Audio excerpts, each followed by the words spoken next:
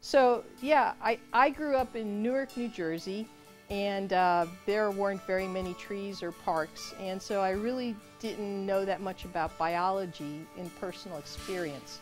And I went to Rutgers Newark, which again is a very cement campus, and I met a professor there who really turned me on to biology.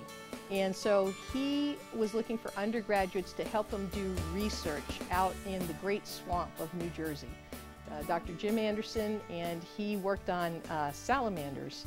And I was just blown away that you could make a living working on salamanders. I said, really? You can do that? And he said, yes, you can. It's a lot of fun. He was a great mentor. He was an excellent teacher. And he really showed me that there was a lot more than Newark, New Jersey. What are the characteristics of a good teacher? Well, first of all, enthusiasm, clarity, preparation, and then interaction with the student. And so enthusiasm, a lot of teaching is actually selling what you're telling them. And so if you aren't enthusiastic about it, then they're not going to be enthusiastic about it. But what you're selling them has to be good. So you have to put a lot of preparation in to make sure that it's clear and that you've thought about how the student's going to perceive it and what's the best way to make it really clear to them.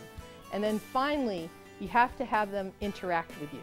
And so you prepare, you pitch it, and you want them to respond. And I think that makes a good teacher. I have about 15 undergraduates a year working in my lab doing research.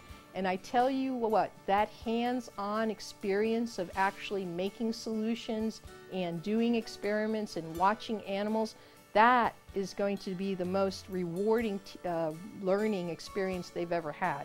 And so I have taken what Jim Anderson has taught me to do in terms of introducing undergraduates to research, and that's one of the biggest things I'm proud of, is having undergraduates working in my lab and getting that same experience. So I really think that's a huge component of teaching, is not just the big classroom teaching, but actually bringing them into the lab, mentoring them, showing them what science is about.